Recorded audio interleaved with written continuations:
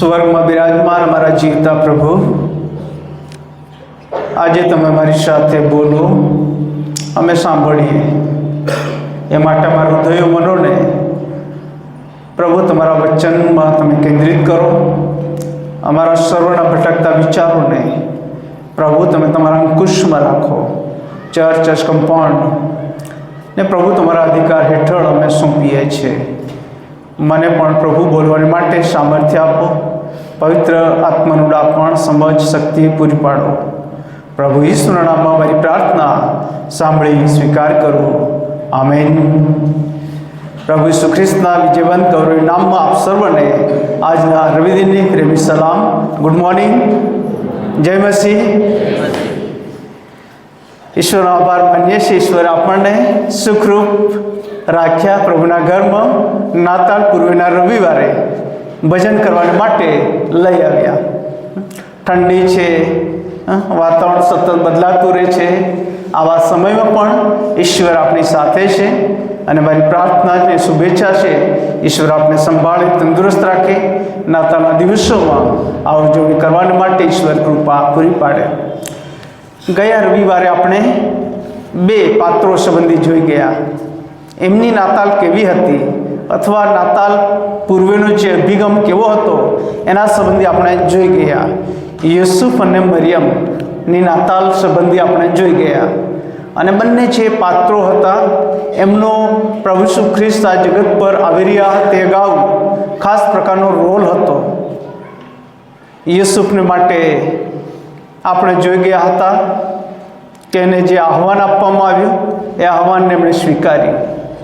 અને પછી ઇમાન્યુએલ માંથી 1 અને 23 પ્રમાણે દેવ આપણી સાથે છે.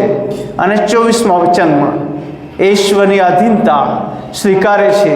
જેમ તેને કહેવામાં આવ્યું હતું તેમ તેણે કર્યું. એટલે પોતાની વેવિશાળી જેની સાથે લગ્ન થવાનું હતું, સગાઈ થયેલી મરિયમને તેડી લાવ્યો. એ જ પ્રકારે મરિયમના માટે પણ આપણે જોઈ ગયા. પહેલો અધ્યાય 26મા વચનથી 38મા વચન સુધી જે ભય, બીક એનામાં દૂતના વાર્તાલાપ દ્વારા ઊભી થઈ, પરંતુ એ કૃપાથી ભરેલી હતી અને કૃપાનો અનુભવ એણે કર્યો. એ સલામ, શુભેચ્છા પાઠવવામાં આવી અને છેલ્લે મરિયમે પણ ઈશ્વરની આધીનતા સ્વીકારી અને એમ કહ્યું કે હું પ્રભુની દાસી છું, તારા કયા પ્રમાણે મને થાવ. અને આ બે પાત્રો સંબંધી ગયા રવિવારે આપણે જોઈ ગયા. આજે એવી બે ટીમ સંબંધી આપણે જોવાના છે. ઘેટા પાળકો અને માંગીઓ બંને સંબંધી આપણે જોવાના છે કે તેમની નાતાલ કેવી રહી. તમે અને હું જે દેશમાં રહીએ છીએ એ દેશ વિવિધ ભાષા, વિવિધ સંસ્કૃતિ, વિવિધ પરંપરાઓથી જોડાયેલો એવો દેશ છે જેમાં નાતાલ એ વિવિધ ભાષા, પ્રદેશ, સંસ્કૃતિ અને પરંપરાઓથી જોડાયેલી છે. આપણે આપણા વિસ્તારની પરંપરાની વાત કરીએ. નાતાલ પહેલાં આપણે ગાયન ટોળી તરીકે જઈએ. કેટલાક ભજન ટોળી કહે છે, કેટલાક નાતાલ ફેરી કહે છે, જે નામ આપીએ તે. પણ નાતાલ પૂર્વેનો સંદેશો, સલામ અને શુભેચ્છા આપણે આપણા કુટુંબોને પાઠવીએ, એમની ખબર અંતર લઈએ. અને એ રીતે એ સાથે સાથે આપણે નાતાલની જુદી જુદી તૈયારીઓ કરીએ છીએ. એમાં નાતાલના દિવસને માટે આપણે ખાસ પ્રકારે ભૌતિક સુવિધાઓની સગવડમાં પણ આપણે વણાઈએ અને ફસાઈએ છીએ, નહીં? અને કોઈક રીતે ચર્ચ આપણે મિસ પણ કરતા હોઈએ છીએ. સારા સારા કપડાં, ભોજન, મિત્રોને આમંત્રણ અને બીજું ઘણું બધું, ઘરનું સુશોભન, એ બધી જ જવાબદારીઓને લીધે આપણે એટલા બધા શારીરિક રીતે થાક્યા હોય, માનસિક રીતે થાક્યા અને સ્ટ્રેસમાં આવેલા હોય, કોણ શું કહે છે આપણું ધ્યાન પણ ન હોય. અને આવી પરિસ્થિતિમાં નાતાલ તરફ આપણે આગળ વધી રહ્યા છીએ. ત્યારે બધાની વચ્ચે ઈશ્વર આપણી સાથે છે. અને માટે દૂરથી આવેલા માંગ્યો અને નજદીકથી ગયેલા એ ઘેટા પાળકો સંબંધીની કેટલીક વાતો છે, એ આપણે જોવાના છે. સૌ પ્રથમ આપણે ઘેટા પાળકોની નાતાલ કેવી હતી એ આપણે જોઈશું, અને ત્યાર પછી માંગ્યોની નાતાલ કેવી હતી એ આપણે જોઈશું. અને એના પ્રકાશમાં ઈશ્વર એના વચન દ્વારા 2024ની નાતાલ આપણા માટે કેવી રહેશે, કેવી બની રહેશે, વચન દ્વારા ઈશ્વર આપણી સાથે વ્યવહાર કરશે. લુક 2:8-20 પ્રભુના વચન આપણે વાંચ્યા. એક પ્રશ્ન તમારી આગળ મૂકીશ, અને પ્રશ્ન મારા માટે પણ છે. ઘેટા પાળકો કોણ હતા કે જેમને દૂતે દર્શન આપ્યું, કહ્યું એ રાત્રિનો સમય હતો, ઠંડીનો સમય હતો, પોતાના ટોળાને સાચવતા હતા, અને દૂત તેમની પાસે આવીને જે વાત કહે છે, મોટા આનંદની સુવાર્તા કહે છે, એ ઘેટા પાળકો કોણ હતા?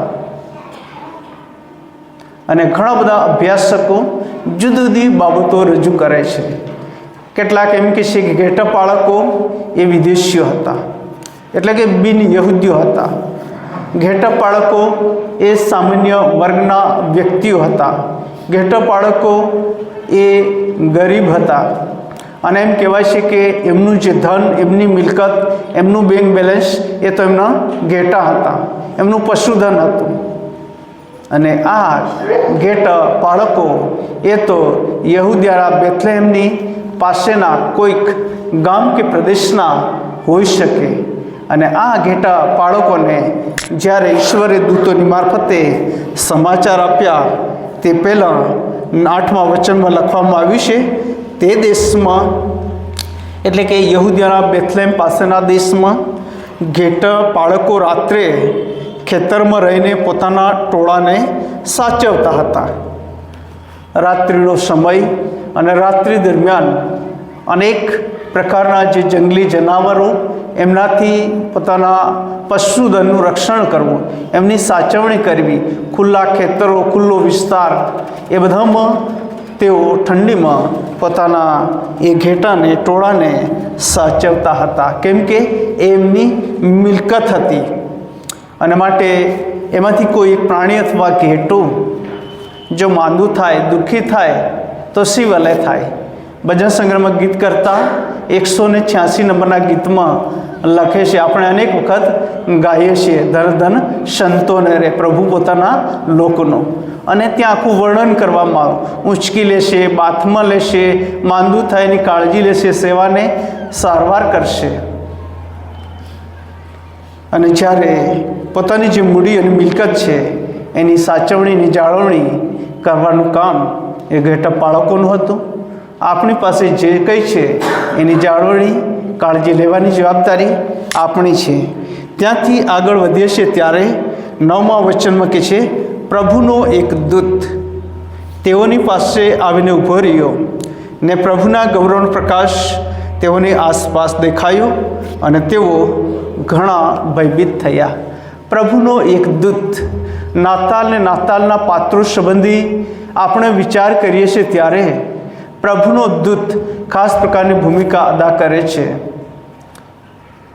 જખારિયા સંબંધી વિચાર કરીએ છીએ, ગાબ્રિયલ વાત કરે છે, કુંવારી મરિયમ સાથે ગાબ્રિયલ વાત કરે છે, યુસુફ સાથે વાત કરે છે, માંગીઓ સાથે વાત કરે છે અને અહીંયા ઘેટા બાળકો સાથે પણ દૂત ખાસ વાર્તાલાપ કરે છે અને પ્રભુ પોતાના લોકોને માટે ચોક્કસ સમયે ચોક્કસ રીતે એ દૂતોનો પણ ઉપયોગ કરે છે. અને માટે એ દૂતની ભૂમિકા અહીંયા આપણે જોઈએ છીએ કે પ્રભુના ગૌરવનો પ્રકાશ, પ્રભુના ગૌરવનો પ્રકાશ અનેક વાર અનેક પ્રકારે આપણે જોઈએ છીએ બાઇબલ ના ઇતિહાસ તરફ અને ઇસ્રાયેલના ઇતિહાસ તરફ. પ્રભુના ગૌરવનો પ્રકાશ ક્યારે અનુભવાય, ક્યારે પડે મંડળી પર, કુટુંબો પર, આપણા વ્યક્તિગત જીવનો પર પ્રભુના ગૌરવનો પ્રકાશ એ ખૂબ અગત્યનો છે. અને ક્યારે ચોક્કસ હેતુ અને ચોક્કસ કાર્યને માટે ઈશ્વર પોતાના ગૌરવ મોકલે છે, એનો પ્રકાશ મોકલે છે. અને માટે પાઉલ પ્રેરિત પ્રભુનો દર્શન પામ્યો ત્યારે પણ એ આકાશના અગ્નિએ પડીને એ પ્રભુનો ગૌરવ, એ પ્રકાશનો અનુભવ પાઉલે પણ કર્યો હતો. અને આ ઘેટક બાળકોની પાસે પ્રભુનો ગૌરવનો પ્રકાશ તેમની આસપાસ દેખાય છે. કદી કલ્પ્યું નહોતું, ઇતિહાસમાં કદી એમણે જોયું નહોતું, અનુભવ્યું નહોતું, એવી પરિસ્થિતિ ઊભી થઈ જાય છે. અને માટે તેઓ ભયભીત થાય છે. અને દૂત મારફતે એ આખો વાર્તાલાપ કરવામાં આવે છે.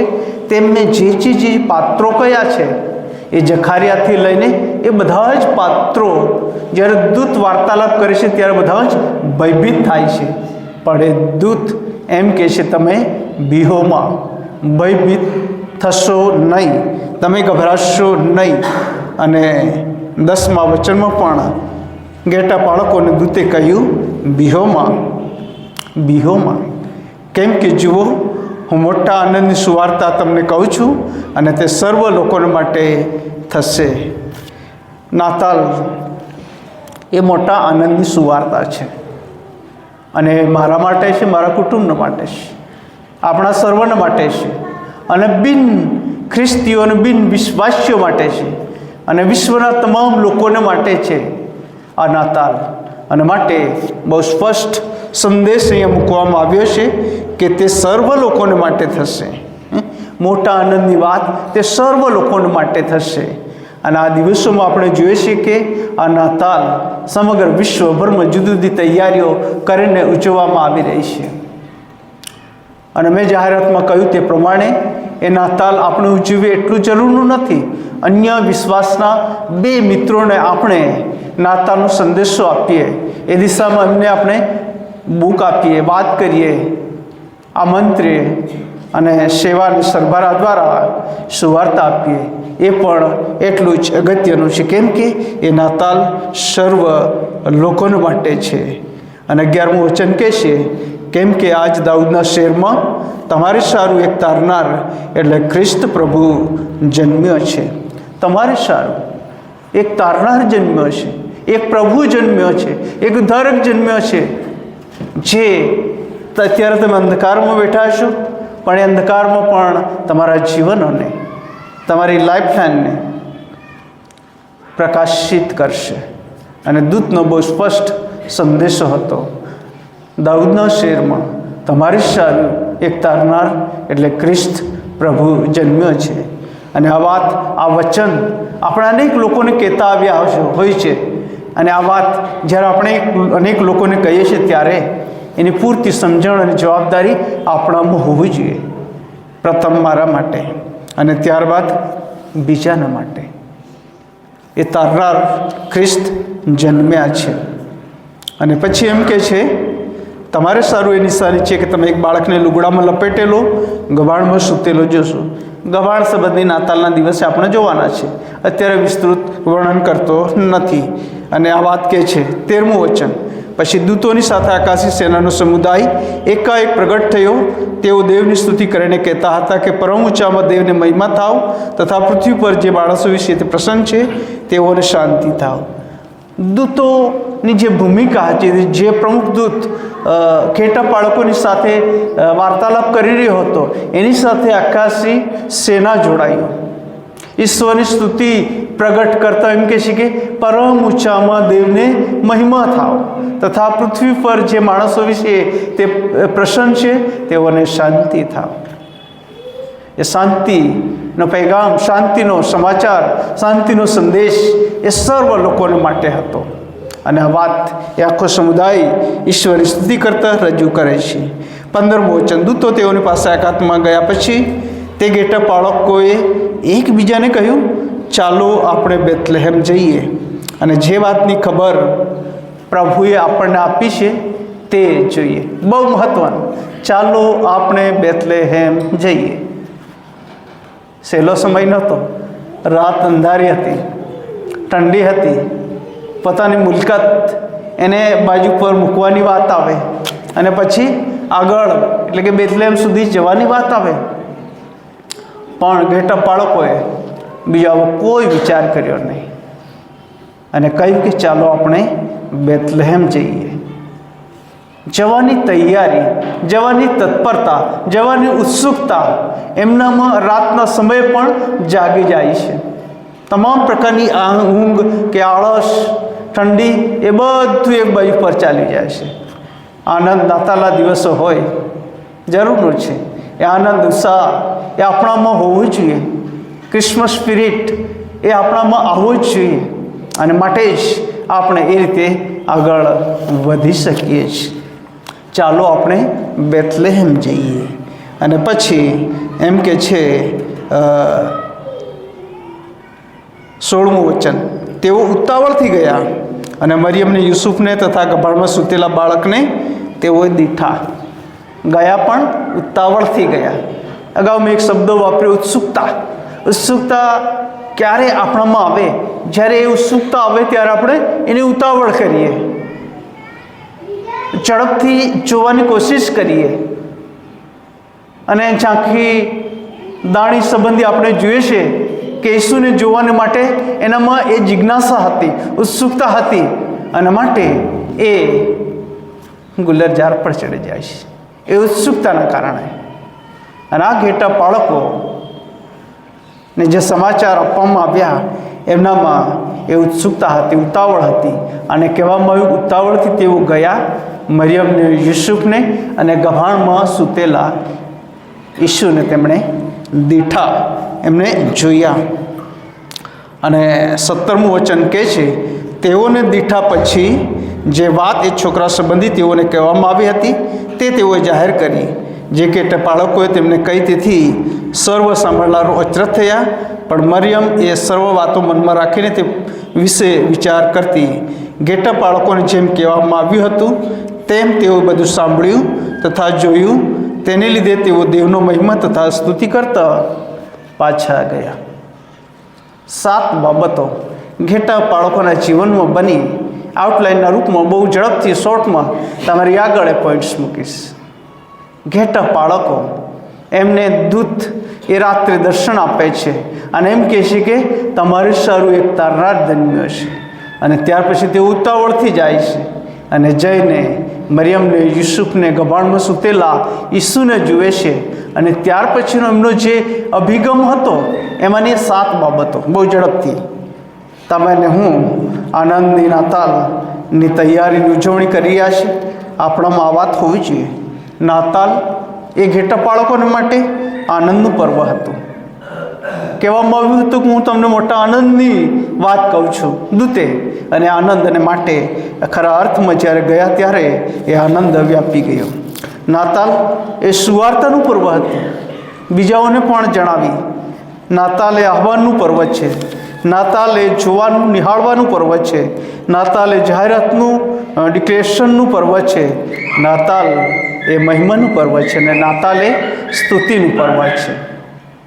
અને ઘેટા બાળકોને માટે એ નાતાલ, પહેલી નાતાલ એ આ પ્રકારે હતી. ખ્રિસ્તમાં વાલા ભાઈ બહેનો, આપણા સર્વને માટે આ નાતાલ ખરેખર મહિમાની, સ્તુતિની, આનંદી નાતાલ બને અને એ દ્વારા આપણે ઈશ્વરનો મહિમા કરી શકીએ. બીજી એક ટીમ સંબંધી પણ આપણે વિચાર કરીએ અને એ ટીમ આપણને માથીની સુવાર્તા 2 અધ્યાય અને તેના 1 થી 12 વચનમાં જોવા મળે છે. માથી 2, 1 થી 12 વચનમાં. અને ત્યાં આપણે જોઈએ છીએ કે માંગીઓ નીચે નાતાલ છે એનું વર્ણન કરવામાં આવ્યું છે. અને માથીની સુવાર્તા 2 અધ્યાય અને 1 કલમમાં કે હેરોદ રાજાના સમયમાં યહૂદિયાના બેથલેહમમાં ઈસુ જન્મ્યો ત્યારે જુઓ, માંગીઓએ પૂર્વથી યરૂશલેમમાં આવીને પૂછ્યું કે યહૂદીઓનો જે રાજા જન્મ્યો છે તે ક્યાં છે, કેમ કે પૂર્વમાં તેનો તારો જોઈને અમે તેનું ભજન કરવા આવ્યા છે. યહૂદીઓનો રાજા જે જન્મ્યો છે તે ક્યાં છે? અને એ પણ કિંગ હેરોદની પાસે જઈને આ વાત કહેવામાં આવે. બહુ અઘરું હતું. અને પછી એમનો જે આશય, એમનો જે હેતુ હતો એ તો સ્પષ્ટ હતો કે અમે તેનું ભજન કરવા આવ્યા છે. હવે અહીંયા એક બીજો પ્રશ્ન, જેમ ઘેટાપાળકો કોણ હતા એમ માંગીઓ કોણ હતા? એ પ્રશ્ન જ્યારે તમારી સમક્ષ મૂકવામાં આવે છે ત્યારે કેટલીક બાબતો મેં નોંધી છે મારી નોટ્સમાં. તે આ પ્રમાણે છે. માંગીઓ કોણ હતા? માંગીઓ સંબંધી આપણે જ્યારે ઇંગ્લિશ બાઇબલનો અભ્યાસ કરીએ ત્યારે ત્યાં વાઇસમેન એવો શબ્દ પ્રયોગ કરવામાં આવ્યો છે. ગ્રીક નવા કરારમાં માગોઈ શબ્દ આપણને મળી આવે છે. માગી અથવા માગોસ કે માગુસ મૂળ તો પર્શિયન અથવા ફરસી ભાષાનો શબ્દ છે. અને આ માગુસ શબ્દ પરથી અંગ્રેજીમાં મેજિક, જેને આપણે જાદુ કરીએ છીએ, અને મેજિશિયન એટલે જાદુગર શબ્દ એના પરથી બન્યા છે, માગુસ પરથી. પ્રેરિતોના કૃત્યો 13મો અધ્યાય 6 અને 8 વચનનો આપણે અભ્યાસ કરીએ છીએ ત્યારે ત્યાં જે જાદુગર શબ્દ વાપરવામાં આવ્યો છે તે મૂળ ગ્રીકમાં માગોસ શબ્દ છે. એટલે કે માથી અને પ્રેરિતોના કૃત્યોમાં માગોસ જે શબ્દો પ્રયોગ થયો છે એ આ જે માગી વર્ગના લોકો છે એમના સંબંધમાં છે. સાથે સાથે જૂના કરારમાં દાનિયેલ 2:4, 4:7, 5:7, 11:30 વગેરે વચનો તરફ આપણે અભ્યાસ કરીએ છીએ ત્યારે ત્યાં ખાલ્દીઓ શબ્દ પ્રયોગ છે. અને આ બધા જ ખાલ્દીઓ એ માગી વર્ગના હતા. અને ઈસુને જોવા આવેલા માગીઓ કેટલા હતા? 3 હતા. છે કોઈના બાઇબલમાં? નથી. પણ એના વિશે જુદા જુદા મતાંતરો છે, બાઇબલમાં નથી. પરંતુ આપણે હમણાં ગીત ગાવાના જ છે, 63 નંબરનું ગીત. દાનાર્પણ વખતે, સમર્પણ વખતે પૂર્વના હમ રાજન ત્રણ. હવે ગીતકર્તાની એ કલ્પના હોઈ શકે કે ઊંટમાં સવારી થઈને આવેલા એ 3 માંગીઓ. એ ગીતકર્તાની બીજી વિચારધારા એ હોઈ શકે કે એ માંગીઓ ઈસુને જે અર્પણો કર્યા હતા, સોનું, લોબાન અને બોળ, એ 3 અર્પણો પરથી 3 વ્યક્તિઓ હોઈ શકે. અને આ વિચારધારા સાથે ગીતકર્તા કદાચ અહીંયા ગીતમાં આવું વર્ણન કરે છે કે પૂર્વના આમ રાજન 3. પણ માંગીઓ કેટલા હતા એ સ્પષ્ટ ઉલ્લેખ નથી. અને બાઇબલમાં એવી કોઈ વાત જોવા મળતી નથી. જો આપણે માંગીઓ સંબંધી વિચાર કરીએ તો ઘણી બધી ખોટી વિચારધારાઓ પણ પ્રચલિત છે. જો આપણે ભારતના કોન્ટેક્સ્ટમાં વિચારીએ ત્યારે કેટલાક લોકો એમ કહે છે કે 3 માંગીઓમાંનો એક ભારતનો હતો, વિશ્વામિત્ર. પછી એમના કેટલાકના નામો પણ અહીંયા લખવામાં આવ્યા છે કે મેલિશિયર, કાસ્પર, બિલિયાસર.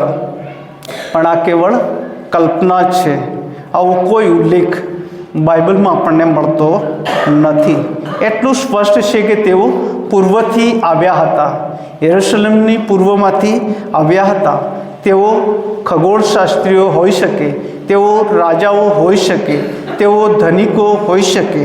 અને બહુ સ્પષ્ટ કે તેઓને તારાની મારફતે દોરણી પ્રકાશ પ્રાપ્ત થયો ને એ રીતે તેઓ નીકળી ચાલ્યા હતા. કદાચ તેઓ દક્ષિણ અરેબિયન હોઈ શકે અને તેઓ પાલેસ્ટાઇનની પૂર્વમાંથી આવેલા હોઈ શકે. માંગીઓ કોણ હતા એના માટેની આવી જુદી જુદી વિચારધારા છે. એથી વધારે વાતો અને બાબતો કદાચ તમે શોધી શકો છો. અને એમનો સ્પષ્ટ હેતુ હતો કે અમે તેનું ભજન કરવાને માટે આવ્યા છે. પૂર્વમાં જે તારો જોયો એના લીધે અમે તેનું ભજન કરવા માટે આવ્યા અને રાજા અને પ્રજા બંને ગભરાય છે. હેરોદ અને આખું યરુશલેમ ગભરાયું. રાજા છે, બીજો કયો રાજા આવી રહ્યો છે? અને તત્કાળ જ મુખ્ય યાજકો અને શાસ્ત્રીઓને બોલાવવામાં આવ્યા અને પૂછવામાં આવ્યું, ખ્રિસ્તનો જન્મ ક્યાં થવો જોઈએ? અને મીખાની જે ભવિષ્યવાણી છે એ ભવિષ્યવાણીને ટાંકવામાં આવી અને ખરેખર ખ્રિસ્ત એ તો યહૂદિયાના બેથલેહમમાં આવી રહ્યા છે. અને ત્યાર પછી રાજાએ શું કર્યું? 7મા વચન પ્રમાણે, ત્યારે હેરોદે તે માંગ્યોને ગુપ્તમાં બોલાવીને તારો કઈ વેળાએ દેખાયો તે વિશે તેઓ પાસેથી ચોકસાઈથી ખબર મેળવી. અને તેણે તેઓને બેથલેહમમાં મોકલતા કહ્યું કે તમે જઈને તે બાળક સંબંધી સારી પેઠે શોધ કરો ને જડ્યા પછી મને ખબર આપો, એ માટે કે હું પણ આવીને તેનું ભજન કરું. માંગ્યોનો હેતુ સ્પષ્ટ હતો, અમે ભજન કરવા આવ્યા છે. હેરોદ રાજાનો હેતુ એવો હતો કે જ્યારે તે મળે ક્યાં છે ત્યારે ભજન નહીં પણ એનું કતલ કરવામાં આવે. અને માટે કપટથી આ વાત કહેવામાં આવી, મને ખબર આપો માટે કે હું પણ આવીને તેનું ભજન કરું. 9મું વચન, ત્યારે તેઓ રાજાનું કહેવું સાંભળીને ગયા અને જુઓ, જે તારો પૂર્વમાં તેઓ દીઠો હતો તે તેઓની આગળ ચાલતો ગયો ને બાળક હતો તે ઠેકાણા પર આવીને થંભ્યો. તારો, હવે આ તારા સંબંધી ઘણા બધા મતાંતરો વિશ્વમાં ખ્રિસ્તી મંડળીમાં આપણે જોઈએ છીએ. કેટલાક લોકો એમ કહે છે આ તારો તો એ કોઈ ગ્રહ હતો, કેટલાક કહે છે આ એ ગ્રહ એ તો ગુરુ હતો, વગેરે વગેરે. જો કે એના માટે પૂરતો સમય નથી. અને આવી જે લોક માન્યતા અને વિચારધારાઓ છે, પણ બાઇબલમાં બહુ સ્પષ્ટ છે એ તારો હતો. અને એ તારો માંગી લોકોને છેક બેથલેમ સુધી લઈ આવે છે. અને તારો જોવા મળ્યો રાજાની પાસે બહાર નીકળ્યા પછી, અને જ્યાં બાળ ઈસુ હતો ત્યાં આવીને તારો થંભ્યો. અને 10મું વચન, આતુરતાનો અંત, એ તારો થંભ્યો. એમની મુસાફરીનો અંત ત્યાં આપણે જોઈએ છીએ કે તારો થંભ્યો. 10મું વચન, અને તેઓ તારાને જોઈને મહા આનંદથી હરખાયા. બિબ્લિકલ સ્ટડી જો આપણે કરીએ, બાઇબલનો અભ્યાસ આપણે કરીએ, ત્યારે આપણે એવો એક કદાચ નેગેટિવ થોટ વિચાર મૂકી શકીએ. આ માંગીઓ પોતાના દેશમાં હતા અને તારો જોવાયો હતો, ત્યારે શું તેઓ એ તારાને જોઈને હરખાયા હતા? અથવા તેમનામાં શું એ મહા આનંદ વ્યાપ્યો હતો? એવું વર્ણન નથી.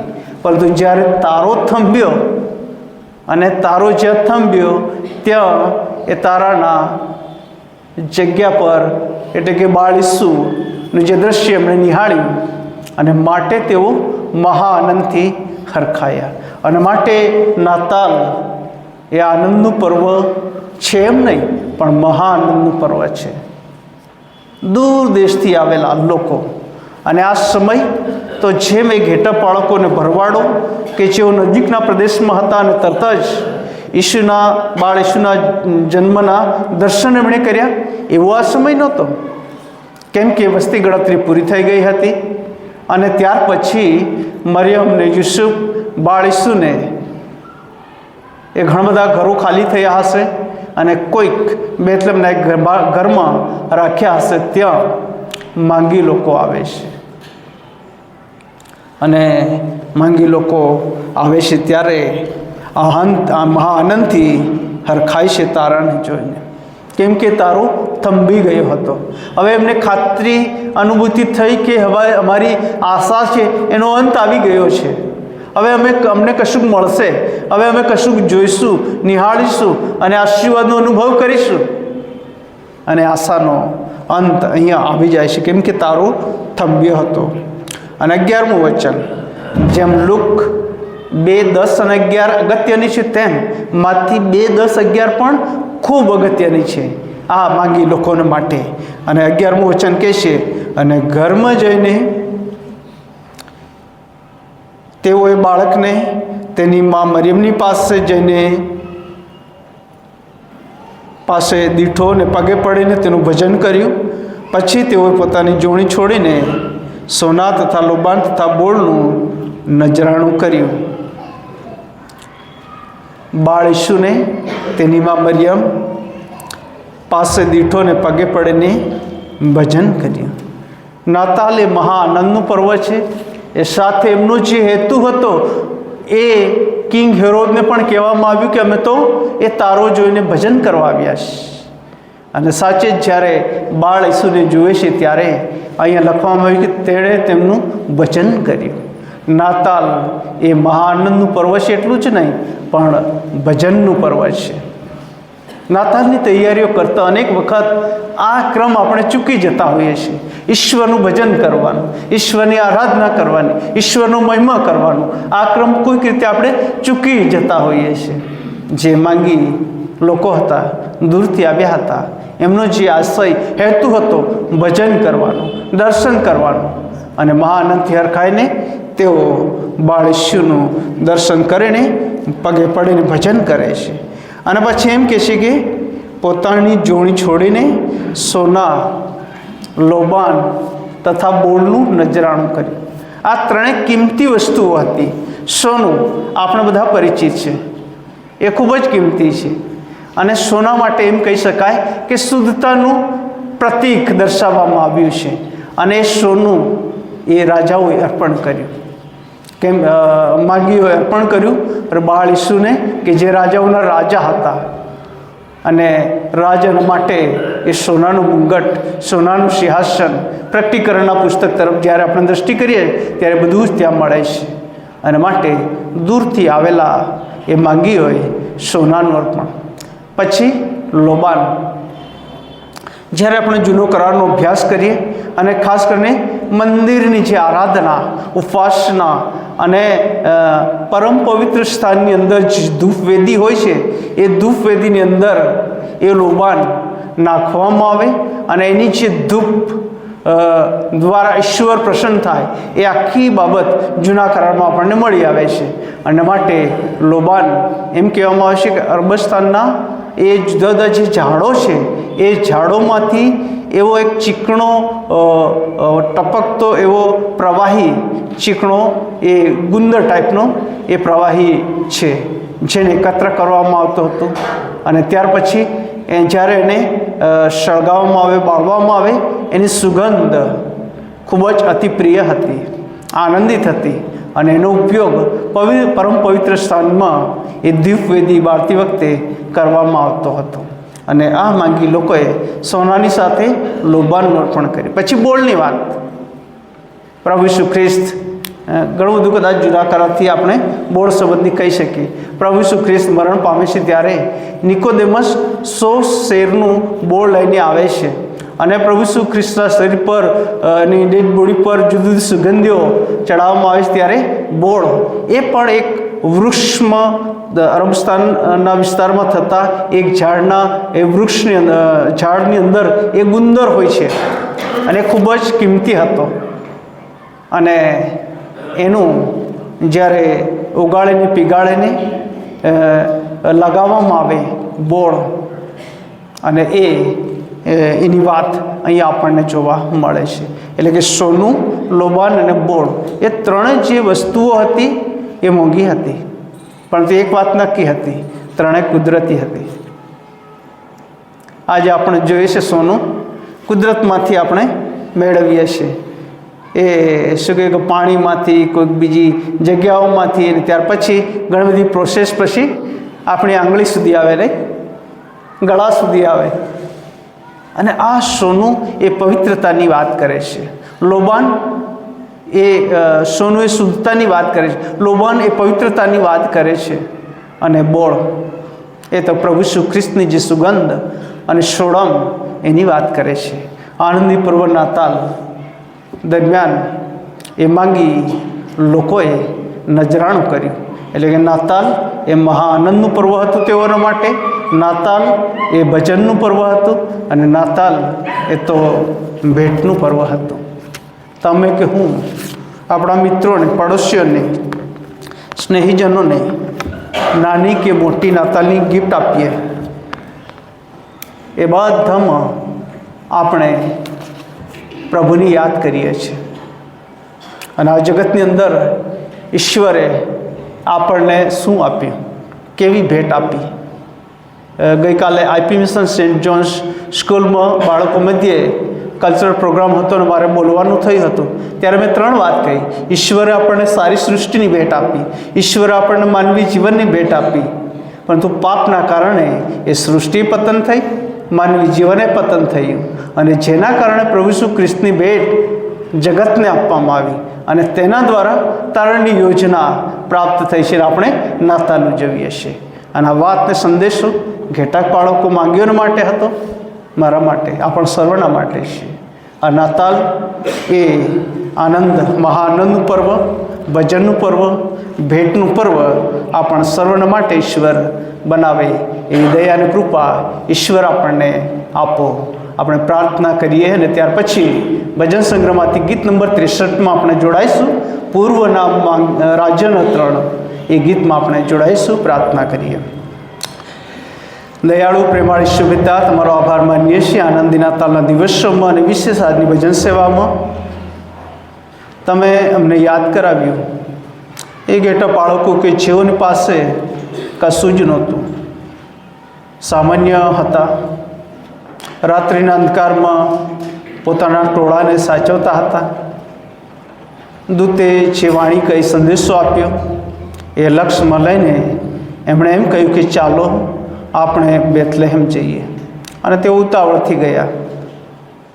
મરિયમની યુસુફને અને ગભાડમાં સૂતેલા ઈસુને જોયા અને તેઓએ વાત જાહેર કરી. તમારો મહિમા અને સ્તુતિ કરતા તેઓ પરત ફર્યા. માગીઓ સંબંધી અમે જોઈએ છીએ, તેઓ ઘણા દૂરથી આવેલા હતા. તેઓ આર્થિક સમૃદ્ધિમાં કે રાજન વર્ગના હોઈ શકે, એ બધું જ પ્રભુ બાજુ પર મૂકીને તારાનાથે જે રાજાઓના રાજા અને પ્રભુઓના પ્રભુને મળવાને માટે, તેનું ભજન કરવા માટે આવ્યા. અને તેમનો સ્પષ્ટ સંદેશો હતો કે અમે તેનું ભજન કરવાની માટે આવ્યા છીએ. અને જ્યારે તારો થંભ્યો ત્યારે મહાઆનંદથી હરખાયા અને તેમણે ભજન કર્યું અને ભેટનું નજરાણું કર્યું. પ્રભુ, આ નાતાલ અમારા સર્વને માટે મહાઆનંદ, ભજન અને ભેટનું પર્વ બની જાય એવી દયા અને કૃપા અમે તમારી પાસે માંગીએ છીએ. તમારા પ્રેમાળ પવિત્ર હાથોમાં અમે અમારી જાતોને સોંપીએ છીએ. પ્રભુ ઈસુના નામમાં અમારી પ્રાર્થના સાંભળી સ્વીકાર કરો. આમેન.